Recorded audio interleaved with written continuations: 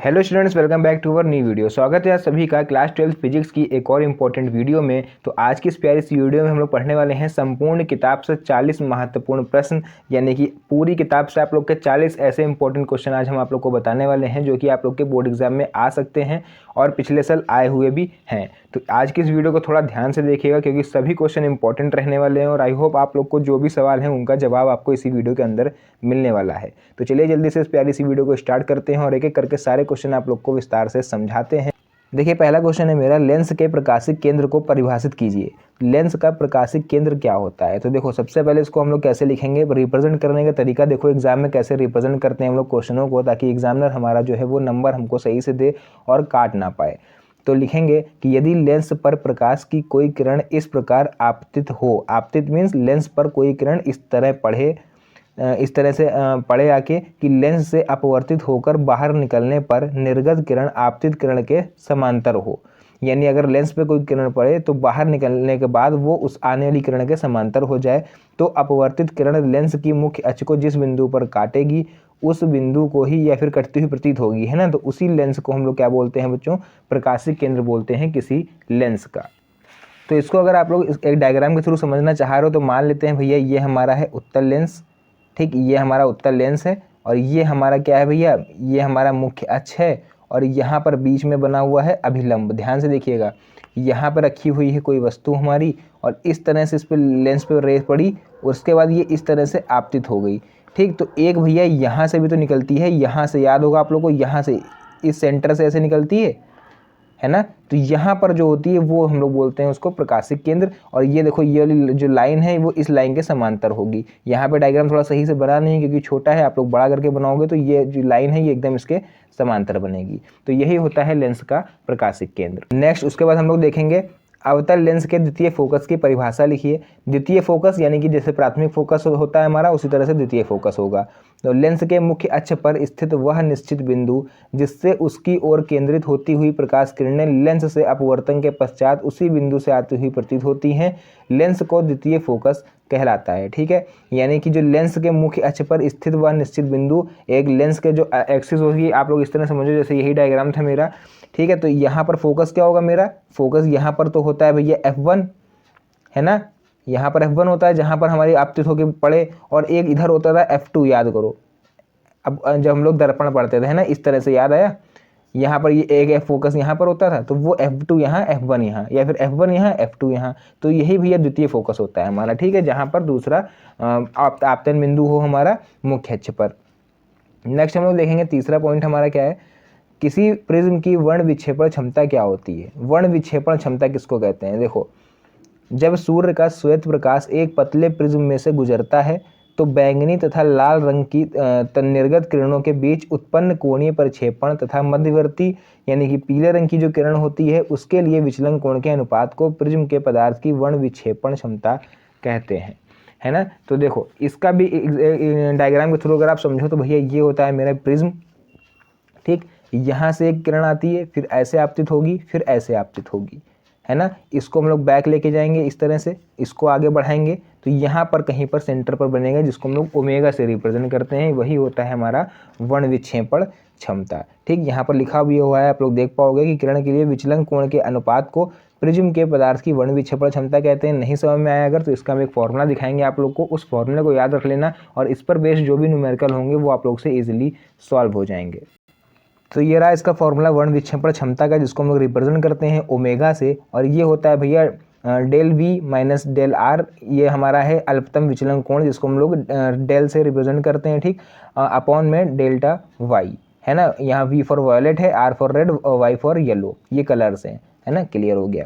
चलिए नेक्स्ट हमारा भैया इंपॉर्टेंट क्वेश्चन एक और आपको दिख रहा होगा, ट्रांसफार्मर क्या है, इसकी संरचना तथा कार्यविधि का सचित्र वर्णन करें। 5 नंबर में बच्चों पूछा जाता है, आप कुछ ना पढ़ना इन 40 क्वेश्चनों में से, बस ये क्वेश्चन जरूर से याद करना क्योंकि ये 5 नंबर का है टॉपिक और ये आपको हर सेट में हर साल देखने को मिलता ही मिलता है, चाहे इस पे बेस्ड न्यूमेरिकल आए, चाहे इस पे पूरा सा ट्रांसफार्मर क्या है इसकी संरचना ही आप लोग से पूछ लें।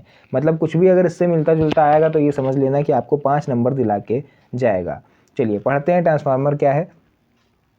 ट्रांसफार्मर एक ऐसी युक्ति है जो प्रत्यावर्ती वोल्टता को बढ़ाता है या फिर घटाता है। प्रत्यावर्ती वोल्टता मीन्स यानी कि जो अल्टरनेट वोल्टेज होता है हमारा, अल्टरनेट वोल्टेज है यानी कि अल्टरनेट सिद्धांत पर कार्य करता है। आप लोग को पता होगा ट्रांसफार्मर हमारा, तो ट्रांसफार्मर यही होता है जो भाई कम वोल्टेज को ज़्यादा वोल्टेज में कन्वर्ट करता है ना। स्टेप अप स्टेप डाउन आप लोगों ने नाम सुना होगा, जिसको हम लोग हिंदी में अपचाई और उच्चाई बोलते हैं।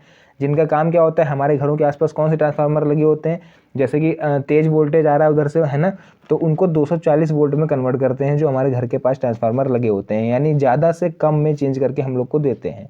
अगर ट्रांसफार्मर ना लगा हो तो बाहर से जो लाइन आ रही होती है भैया, वो 11,000 वोल्टेज के आसपास लगभग होती है, ज़्यादा ही होती है ना। 11,000 वोल्टेज तो नहीं बोल सकते क्योंकि वो तो बाहर ही होती है, आउट ऑफ सिटी होती है, लेकिन जो हमारे घर के पास में ट्रांसफार्मर रखा होता है वहाँ पर बहुत हाई वोल्टेज आ रहा होता है, इसीलिए उसके चारों ओर आप लोग देखते हो जाली से उसको कवर करते हैं कि आप लोग उसके पास ना जाओ, वरना वो आपको अपनी तरफ खींच लेगा, इतना ज़्यादा पावर होता है उसके वोल्टेज में। तो ट्रांसफार्मर ये काम करता है कि जो बाहर से हाई वोल्टेज आ रहा होता है पावर हाउस से, उसको कम वोल्टेज में करके यानी डाउन करके उसको हमारे घरों तक भेजता है भैया 240 वोल्ट में कन्वर्ट करके। ठीक, ये काम होता है ट्रांसफार्मर का कि ज़्यादा वोल्टेज को कम में भी चेंज करता है और कम वोल्टेज को ज़्यादा में भी चेंज करता है। ठीक, इतना ही काम होता है मेरे ट्रांसफार्मर का। इसका सबसे अच्छा एग्जांपल आप लोग देख सकते हो अपने फ़ोन के चार्जर का। जिस सॉकेट से आप लोग भैया टीवी चलाते हो, फ्रिज चलाते हो, एसी चलाते हो, कूलर चलाते हो, ठीक, और कभी कभी जाड़े आ रहे हैं तो आप लोग हीटर भी उसी से चलाओगे। लेकिन कभी सोचा ऐसा कि उसी से हम लोग फ़ोन भी चार्जिंग कर लेते हैं, जबकि फ़ोन में क्या होता है कि बहुत कम वोल्टेज उसको चाहिए होता है ना, 3 से 4 वोल्ट मुश्किल से चाहिए होता है।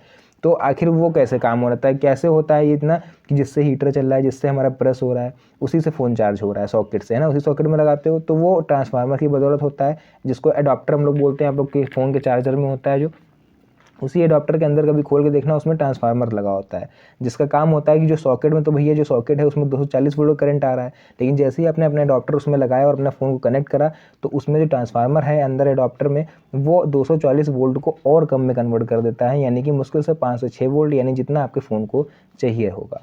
क्लियर हो गया? तो ये काम होता है ट्रांसफार्मर का। नेक्स्ट हम लोग देखेंगे ट्रांसफार्मर कितने प्रकार के होते हैं। तो भैया ये 2 प्रकार का होता है। पहला होता है अपचाई ट्रांसफार्मर। यह ट्रांसफार्मर प्रत्यावर्ती वोल्टता के मान को घटा देता है परंतु धारा के मान को बढ़ा देता है, यानी कि इसको हम लोग इंग्लिश में बोलेंगे स्टेप डाउन। ठीक, क्या कर रहा है, मान को घटा रहा है, इसका मतलब डाउन कर रहा है। नेक्स्ट है भैया इसी तरह से उच्चाई ट्रांसफार्मर। इसका काम क्या है, यह ट्रांसफार्मर प्रत्यावर्ती वोल्टता के मान को बढ़ा देता है किंतु धारा के मान को घटा देता है। तो ये हो जाएगा हमारा स्टेप अप ट्रांसफार्मर। ठीक है, क्लियर। चलिए इसके डायग्राम के थ्रू इसको हम समझते हैं, इसकी संरचना क्या है। तो ये रहा आपके सामने डायग्राम ट्रांसफार्मर का। तो ये आपको दिख रहा होगा, जैसे सामने का ये चौकोर फ्रेम दिख रहा होगा आपको, है ना, उसमें स्क्वायर शेप में। तो इसी तरह से कई सारे स्क्वायर शेप पीछे रखे गए हैं, आपको दिख रहा होगा, तब जाके उनको जोड़ के एक ट्रांसफार्मर तैयार किया गया है। ये क्यों करा गया कि आखिर अगर सिंपल लोहे का चौकोर चौखटा काट के रख देते वो होता ट्रांसफार्मर, ये पट्टलित क्यों रखी गई क्रोडे, जैसे कि सामने दिख रहा है ना, इसी तरह की कई सारी रख के उनको चिपकाया गया है, तब ये ट्रांसफार्मर बना है। तो भैया ये इसलिए बना है ताकि इसमें जो इसको हम लोग बोलते हैं, ये किससे बना होता है, कच्चे लोहे से। लोहे से नहीं बना होता है, ये कच्चे लोहे से बना होता है, क्रोड से। क्लियर है। तो ये इसलिए पट्टलित रखा रहता है ताकि इसमें ईडे करंट जो होती है, भंवर धाराएं होती हैं, वो कम उत्पन्न हो। क्या है इसमें, ये प्राइमरी सोर्स है, मान लीजिए हमारा ये पावर हाउस है। ठीक, पावर हाउस से अल्टरनेट करंट चली यहाँ पर ऐसे लपेट लपेट लपेट के, जब सेकेंडरी यानी इनपुट तो यहाँ से हुआ होगा, मान लेते हैं हम लोग 500 वोल्ट। ठीक, मान लेते हैं हम लोग 500 वोल्ट। ठीक, तो इतना तो हमारे घर को चाहिए नहीं होता है, तो ये हमें आउटपुट कितना दे रहा है, 240, यानी जितना हमें हमारे घर को चाहिए। क्लियर है। तो आप लोग एग्जांपल के थ्रू समझ सकते हो। अब प्रोसेस कैसे होता है वो देखो, अल्टरनेट करंट ने यहाँ प्रवेश करा, इस तरह से ये कुंडली रखी गई जिसको हम लोग बोलते हैं प्राइमरी वाइंडिंग। वाइंडिंग होती है तांबे के तारों की, इस तरह से गोल गोल करके, ठीक ऐसे इधर करी गई है, वो होती है सेकेंडरी वाइंडिंग। तो जैसे इसमें से करंट ने प्रवेश करा, इसमें करंट घूमी, तो करंट के ऐसे घूमने से इसका जो ये फ्लक्स है, ये डॉटेड लाइन दिख रही होगी आपको, ये फ्लक्स होता है यहाँ पर, इसके फ्लक्स में परिवर्तन हो जाता है। फ्लक्स में परिवर्तन होने से एक ईएमएफ जनरेट होता है, यानी इलेक्ट्रोमोटिव फोर्स, विद्युत वाहक बल, जिसको हम लोग हिंदी में बोलते हैं।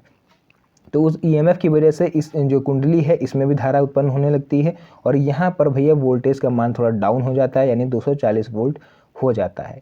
क्लियर है। तो ये है हमारा सेकेंडरी सोर्स, यानी कि ये है हमारा, इसको हम लोग बोल सकते हैं आउटपुट। ठीक, और ये हमारा है बच्चों इनपुट। तो ये डायग्राम आप लोग इसको बना लीजिएगा, बहुत ही क्लियर शब्दों में हमने डायग्राम बनाया ताकि आप लोग को समझ में आए। और बाकी ये ट्रांसफार्मर कोर है पूरी हमने बता दिया, ये किससे बनी होती है, क्रोड से यानी कच्चे लोहे से।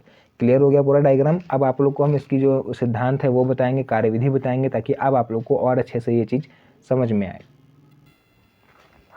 चलिए कार्यविधि देख लेते हैं हम लोग इसी ट्रांसफार्मर की। तो जब प्राथमिक कुंडली के सिरों के बीच प्रत्यावर्ती वोल्टा लगाई जाती है तो उस कुंडली में प्रत्यावर्ती धारा बहने लगती है ना, जो इस साइड था हमारा इनपुट में, उसमें करंट बहने लगती है।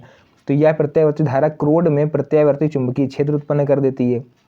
हमने बोला था ना, इस तरह से जब करंट घूमेगी कॉइल में तो एक ईएमएफ जनरेट होगा, है ना, फ्लक्स में चेंज होने से। ईएमएफ क्या था, इलेक्ट्रोमोटिव फोर्स, वही होता है हमारा, उसी के कारण चुंबकीय क्षेत्र जो है वो प्रोड्यूस होता है।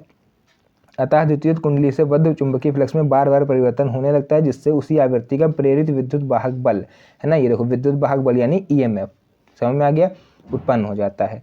नेक्स्ट है भैया सिद्धांत।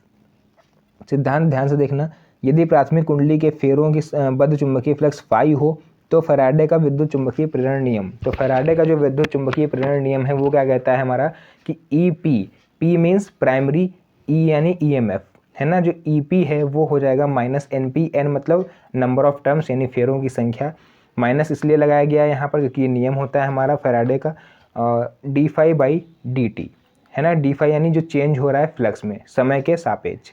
ने इसको इक्वेशन फर्स्ट मान लो। नेम नेक्स्ट भैया पी की जगह यहाँ एस कर दो, बाकी सब कुछ सेम रहेगा, वो हो जाएगी मेरी इक्वेशन सेकंड।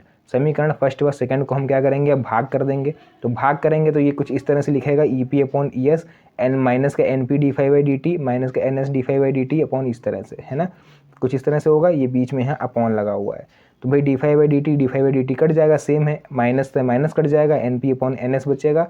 तो यानी हमारे पास फाइनली बचा है E P upon E S is equal to N P upon N S. तो यही होता है सिद्धांत हमारे ट्रांसफार्मर का, और इसी पे बेस्ड न्यूमेरिकल आप लोग से पूछेगा एग्जाम में 5 नंबर पर, ठीक है, 3 या 5 नंबर में जिस पे भी एग्जामिनर पूछ ले वो उसका मन। ये मान के चलो क्योंकि इस टॉपिक से भैया 5 नंबर का आपसे पूछा जाएगा, चाहे 3 नंबर की थ्योरी हो, 2 नंबर का न्यूमेरिकल हो, या वो विकल्पीय पूछ ले आप लोग से 2 और बाकी न्यूमेरिकल दे दें, कुछ भी करके 5 नंबर आप लोग को ये टॉपिक दिलाएगा। चलिए नेक्स्ट क्वेश्चन हम लोग देखेंगे अब। धारा घनत्व से आप क्या समझते हैं? धारा घनत्व यानी करंट डेंसिटी क्या होती है? तो किसी चालक में किसी बिंदु पर प्रति एकांक क्षेत्रफल से अभिलंबवत गुजरने वाली धारा को उस बिंदु पर धारा घनत्व कहते हैं। इसको हम लोग जे से रिप्रेजेंट करते हैं। सिंपल सी डिफिनेशन है, आप लोग याद करो, क्योंकि अगर कुछ भी तैयारी नहीं हुई है अभी तक फिजिक्स की और चाह रहे हो पास होना, तो इस तरह से जो क्वेश्चन हम आप लोग के लिए तैयार कर रहे हैं इसको मिस मत करो।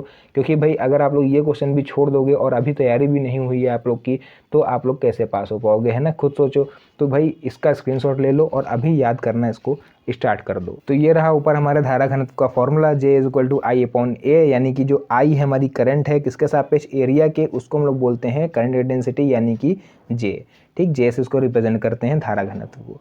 नेक्स्ट हमारा ओमीय प्रतिरोध क्या है? ओमीय प्रतिरोध से क्या तात्पर्य है ना, तो ऐसे परिपथ जिनमें ओम के नियम पूर्णतः लागू होते हैं, यानी ऐसे परिपथ आप लोग बोल सकते हो जो ओम के नियम का पालन करते हैं, अर्थात उनके सिरों पर आरोपित विभवांतर जो V होता है या संगत प्रतिरोध में बहने वाली धारा I है उसका अनुपात सदैव नियत रहता है, ओमीय परिपथ कहलाते हैं। यानी कि ओमीय परिपथ क्या होंगे, R is equal to V upon I, इस तरह से, है ना। ये अगर इस रूल का कोई फॉलो कर रहा है, कोई भी सर्किट, कोई भी परिपथ, तो वो ओमीय प्रतिरोध कहलाएगा।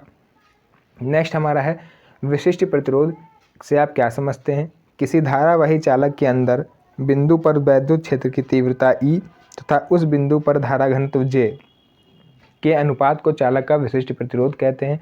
फॉर्मूला देख लो इसका, ये लिखा हुआ है भैया रो E अपॉन J, ठीक। E हमारा क्या है, वैद्युत क्षेत्र की तीव्रता, और J क्या है, धारा घनत्व, है ना, और ये हो जाएगा रो, इसको हम लोग बोलते हैं रो से, ठीक है, इस तरह से बनता है गोल। नेक्स्ट है भैया इसी तरह से प्रतिचुंबकीय पदार्थ क्या होते हैं? तो ऐसे पदार्थ जो तीव्र प्रबलता के चुंबकीय क्षेत्र में रखने की विपरीत दिशा में आंशिक रूप से चुंबकित होते हैं, प्रतिचुंबकीय पदार्थ कहलाते हैं। यानी ऐसे पदार्थ जो तीव्र प्रबलता के चुंबकीय क्षेत्र में, यानी जहाँ पर वैद्युत चुंबकीय क्षेत्र क्या हो, बहुत ज़्यादा हार्ड हो, अगर वहाँ पर हम किसी चीज़ को रख दें तो वो अपनी ओर उसको आंशिक रूप से चुंबकित करें, है ना। जैसे फॉर एग्जांपल मान लो आप किसी चीज़ को, कोई चुंबक रखा है उसके पास में आपने लोहा रख दिया, ठीक, लोहा उसमें चिपक गया, फिर आप उस चुंबक से चिपके जो चुंबक में लोहा चिपका है ऐसे किसी और लोहे के पास लेके जाओ तो लोहे भी, जो लोहा है ना वो भी दूसरे लोहे को चिपका लेगा, उसमें चुंबक की जरूरत नहीं पड़ेगी। लेकिन शर्त ये है कि जो लोहा है वो चुंबक से एक साइड, जैसे ये साइड है, समझाते हैं आप लोग को, जैसे ये आपका सिक्का रखा हुआ है और यहाँ पर आपका ये रखा है मैग्नेट, ठीक। तो मैग्नेट से आपने इस सिक्के को मान लो चिपका लिया, तो ये सिक्का इस तरह से कुछ लटकने लगा, ठीक। अब आप इस सिक्के को इस सिक्के के पास भी लेके आओगे ना, दूसरे सिक्के के पास, तब भी ये यहाँ से चिपक जाएंगे। तो कुछ ये इस तरह से देखो, दो सिक्के लटकने लगेंगे, मतलब लोहा लोहे में चिपक जाएगा। किसके कारण? इसके गुण के कारण। समझ में आ गया? तो ऐसे पदार्थ होते हैं हमारे प्रतिचुंबकीय। फॉर एग्जाम्पल देख लो इसका, सोना, चांदी, हीरा आदि, ये होते हैं, ये प्रतिचुंबकीय पदार्थ के सबसे अच्छे एग्जाम्पल होते हैं। उसके बाद नेक्स्ट हमारा है स्वप्रेरण से आप क्या समझते हैं। स्वप्रेरण यानी कि सेल्फ इंडक्शन क्या होता है। तो सेल्फ इंडक्शन देख लो भैया, किसी कुंडली से संबद्ध चुंबकीय फ्लक्स के मान में परिवर्तन होने पर उसी कुंडली में प्रेरित विद्युत वाहक बल तथा प्रेरित धारा उत्पन्न होने की घटना को स्वप्रेरण कहते हैं। यानी कि जो अगर कोई सर्किट है आपका, उसमें कुंडली लपेटी हुई है, जैसे आपका ट्रांसफार्मर था, उसमें चुंबकीय फ्लक्स के मान में अगर परिवर्तन हो रहा है तो जो विद्युत वाहक बल उत्पन्न होगा उसके कारण उस सर्किट में वो और उसकी धारा, उस घटना को हम धारा उत्पन्न होने की क्रिया को हम लोग स्वप्रेरण कहते हैं।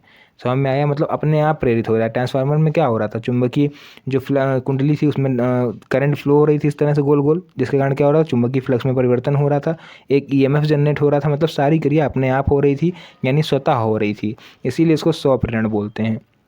नेक्स्ट है भैया, प्रत्यावर्ती धारा के शिखर मान से आप क्या समझते हैं।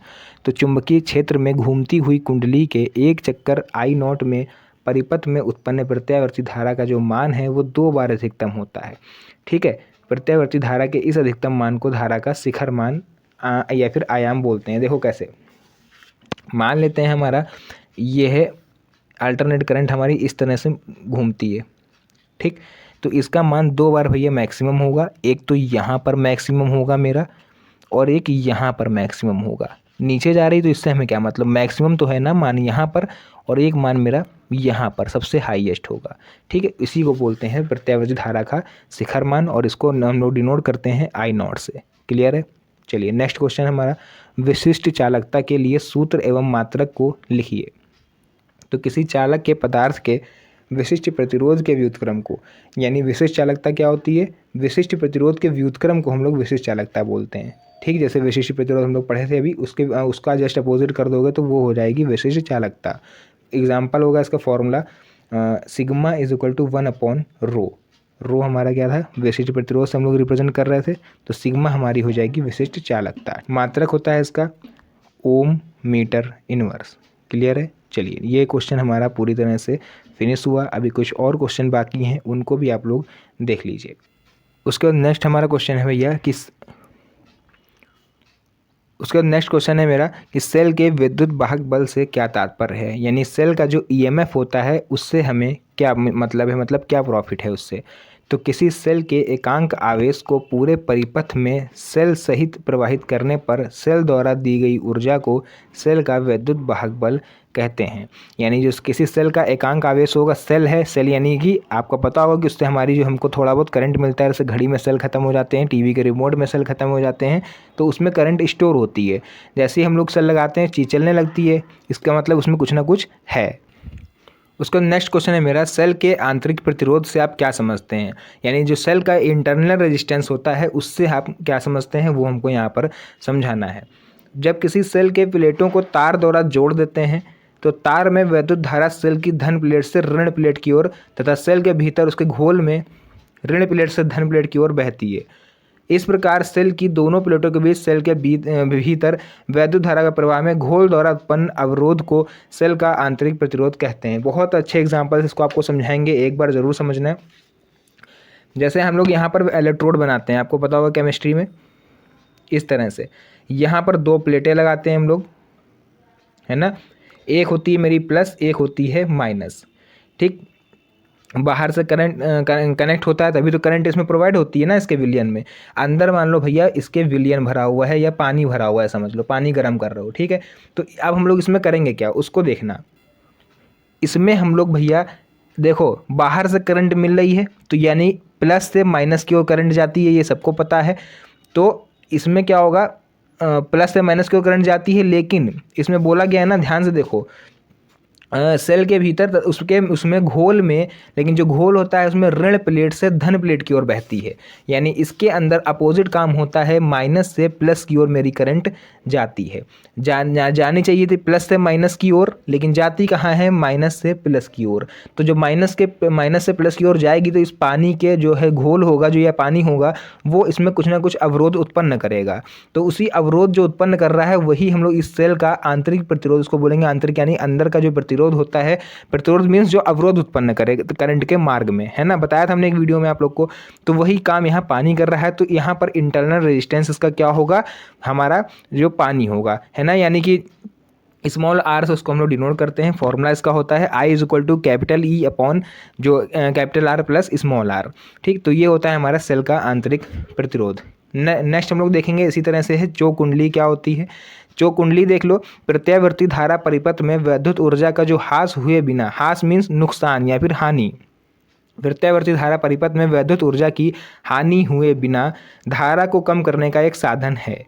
यानी चो कुंडली की सहायता से हम लोग किसी भी वैद्युत ऊर्जा का मान कम कर सकते हैं बिना उसमें लॉस करे, बिना उसको नुकसान करे, जिसे चो कुंडली कहते हैं। ठीक, यह एक ऊंचे प्रेरकत्व की कुंडली होती है। ऊंचे प्रेरकत्व नहीं, हाई रेजिस्टेंस होता है उसका, जो एक पृथक्कृत तांबे के मोटे तार को बहुत से फेरों में लोहे की पटलित रोड पर लपेट कर बनाई जाती है। इस कुंडली का ओमीय प्रतिरोध लगभग शून्य होता है। यानी अगर हम लोग किसी सर्किट में बहने वाली वैद्युत ऊर्जा को कम करना चाहते हैं बिना वैद्युत ऊर्जा का लॉस किए, तो हम लोग वहाँ पर चो कुंडली का यूज़ करते हैं, ताकि हमारी वैद्युत ऊर्जा भी कम हो जाए और उसमें कुछ भी लॉस ना हो। ये मैक्सिमम हम लोग ट्रांसफार्मर के अंदर यूज़ करते हैं, ताकि उसमें किसी भी प्रकार की कोई भी हानि ना हो, क्योंकि एक आइडियल ट्रांसफार्मर वही है जहाँ पर किसी भी चीज़ का लॉस ना हो, ना एनर्जी का, ना वैद्युत ऊर्जा का, है ना, या फिर किसी भी फ्लक्स वगैरह किसी चीज़ का लॉस ना हो। तो वहीं पर हम लोग चो कुंडली का यूज़ मैक्सिमम करते हैं। नेक्स्ट हमारा उसके बाद प्रत्यावर्ती परिपथ की प्रतिबाधा से क्या तात्पर्य है। प्रतिबाधा क्या होती है, हमने बताया था, एक हमने डेरिवेशन इस पर आप लोगों को करवाई है कि किसी LCR परिपथ की प्रतिबाधा कैसे निकालेंगे। तो वही प्रतिबाधाएं होती है जो हमारी, जिसको हम लोग Z से डिनोट करते हैं ना।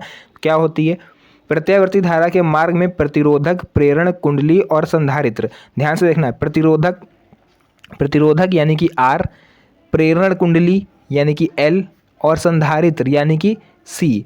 कुल मिला के यहाँ पर LCR तीनों आ गए। तीनों या किन्हीं दो के द्वारा, या तो ये तीन या फिर कोई भी दो हो, RL हो या LC हो या CR हो, है ना। अगर तीनों होंगे तो सही है, नहीं तीनों होंगे तो दो से भी जो हमारा होगा उनके द्वारा डाले गए अवरोध को प्रतिबाधा कहते हैं। यानी ये तीनों मिल के हमारे का जो करंट है उसके रास्ते में रुकावट बनते हैं।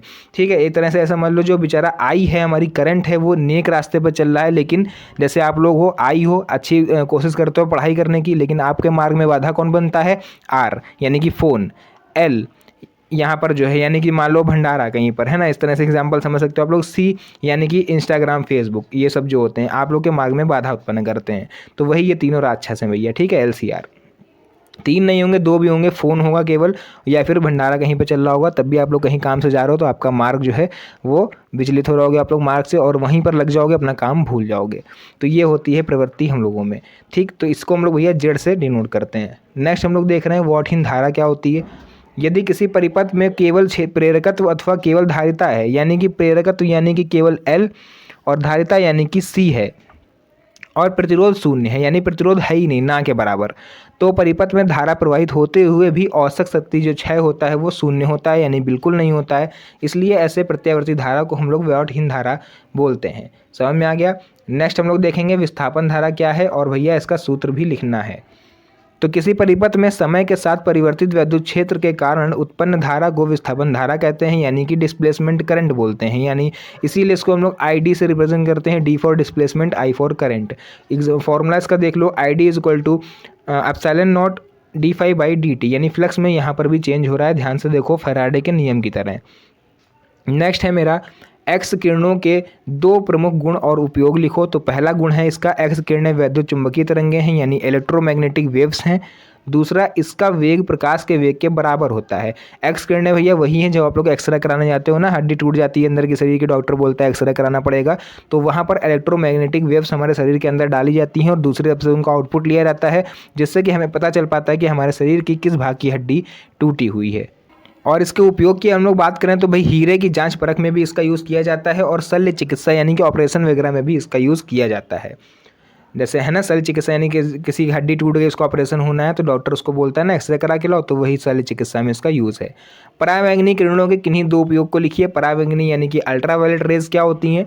खाने की वस्तुओं के संरक्षण में यानी फ्रिज में भी आप लोग इसको देख सकते हो, और अदृश्य लिखाई में, जैसे कि हम लोग का नकल वाला पेन आता था पहले, लिख लो उसमें और उसके बाद रोशनी डालो तो दिखाई देता था।